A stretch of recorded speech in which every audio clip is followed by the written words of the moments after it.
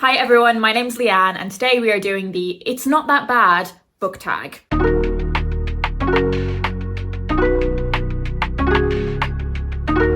So I was tagged to do this quite a while ago by Charlotte over at Coiny Reads, so thank you for tagging me, Charlotte. I've only just got around to doing this now, but this is a really kind of fun, quick book tag that is mainly based around your reading habits, but particularly the things that could be a little bit controversial, certain kind of reading habits that you might feel a little bit defensive about if you do them. And the first question, I think, is one of the most controversial questions in the reading community, and that's, do you dog ear your books? And for me, it's not necessarily like a straightforward answer. I do have quite an extensive bookmark collection, so I try to use a bookmark whenever I can, and if I'm at home, I most certainly do. I do try and remember to take a bookmark with me if I pick a new book off the shelves for my commute, but I don't always remember to do that. And if I don't have a bookmark for whatever reason, I have no issue with dog earing a page. It's my preference not to, but it's like the most minor preference. I really just have no strong feelings about this. I'll use a bookmark, I'll use like a scrap of paper from the bottom of my bag, I will dog ear. If I'm at home, I will sometimes leave the book just like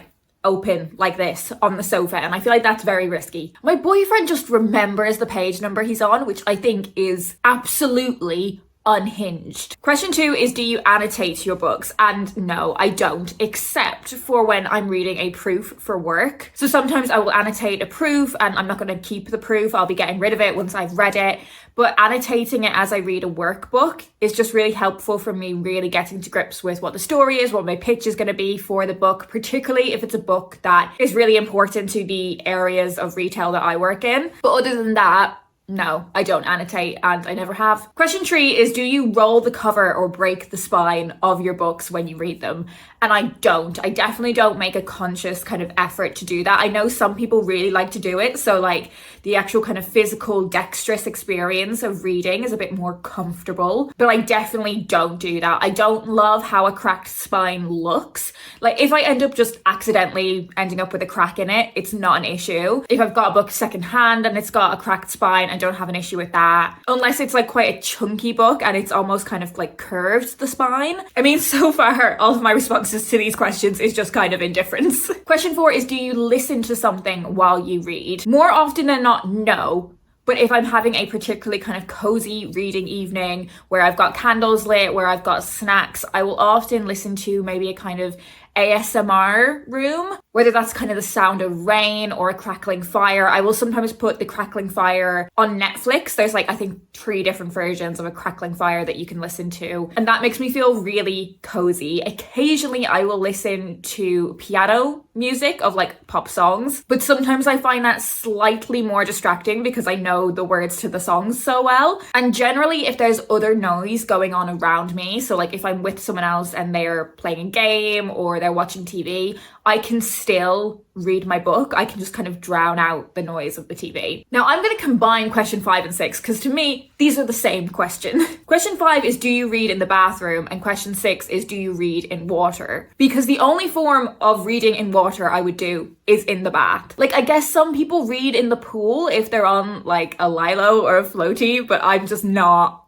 I would never do that. I'm not really a pool person. I'm not hugely comfortable in bodies of water anyway, so the idea of like being on a flotation device and also reading my book, just that doesn't sound good to me. But I will sometimes read in the bath, but more often than not I'll be reading on my Kindle as opposed to a physical book. And I don't know under what other circumstances you would be reading in the bathroom. I'm sorry, if you are reading while you're on the toilet, stop. That's gross. You're going to give yourself some problems. Like, you know, sometimes you go into people's bathrooms and they've got like little magazines or kind of novelty books in there. Red flag, huge red flag. Question 7 is, do you DNF? The answer is rarely. I do think I still have an element of feeling like if I've committed a certain amount to a book, I want to make it to the end. Like there's still a bit of me that feels like I've wasted my time on 100 pages if I don't read the other 200 pages, which I know is silly. I'm pretty confident that if I was really not enjoying something, then I would just put it down. But what I've done quite a bit in the past few months is not necessarily DNF a book, but just kind of put pause on it. And that's why I'm so glad that Storygraph now has a pause option as opposed to a did not finish option, because there are definitely a lot of books that I have dipped into, more so non-fiction than fiction, where I've dipped into them but just haven't ended up finishing them. Or similarly with short story collections, sometimes I've read a couple of stories in a book, especially if it's like an anthology around a certain theme, and I'm fully intending to go back to those books, but they're just on pause, potentially for several months. Question 8 is, do you ever read ahead or skip to the end of the book? No, I don't. Why would you do that? Next question. Question 9 is, are you book polygamous? So do you read multiple books at the one time? Yes, I definitely do. I would say I almost always have 2 to 3 books on the go at the same time. Sometimes this could be multiple physical books, but more often than not, I have a physical book that I am reading at home, I have an audiobook that I'm listening to, and I have a Kindle book that I am reading on my commute because I don't want to lug around like an actual physical book in my bag. But that Kindle book and that audiobook will be books that I have physical copies of, so I'm chipping away at my physical TBR. Generally, I try to keep it relatively different books for those different formats as well. So like one might be a young adult book, one might be an adult romance, one might be a serious nonfiction book. So each of those kind of reading periods or activities feels quite separate to the others. What I really like about that as well is that it means that I'm rarely without a book to read, because I'm not going to start all of those books and finish those books on the same day. There's going to be like overlap, and I really enjoy that. That means that I'm never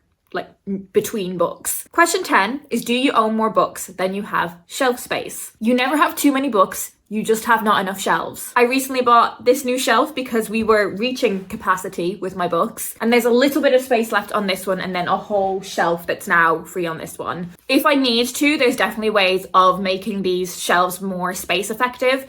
So there are some books that I could like stack on top of each other rather than being up vertically. Over the years, I have developed such a skill for making space on bookshelves. I am planning on doing a bookshelf tour at some point soon. I promise. It's just gonna take me some time. And then the final question, apart from tagging people, I'll leave some people tagged down below in the description. The final question is, do you ever take a book from a free little library without leaving one? So I don't really use free little libraries anymore. There's not one that is conveniently close enough to my house or places that I am regularly. Where I lived a few years ago, there was quite a good free little library in the tube station that I used to go to, and it was really quite good because I think quite a few publishing people lived in the area, so there was always quite a good churn of books. But there isn't one that I know that is local to me, and to be honest, I was using them more so when I had to be more frugal about my spending, like when I was an intern in publishing and had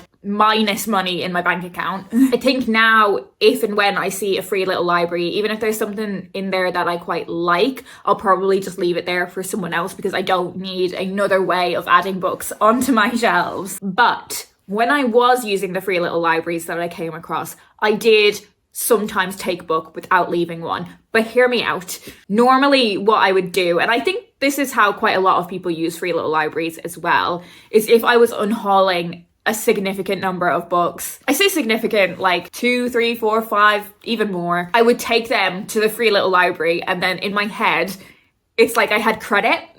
So even if I wasn't leaving one on the day that I took one, it's like a few weeks ago I left 10 there, so I'm in credit. So there are all the questions in this tag. I don't feel like any of my takes are particularly controversial.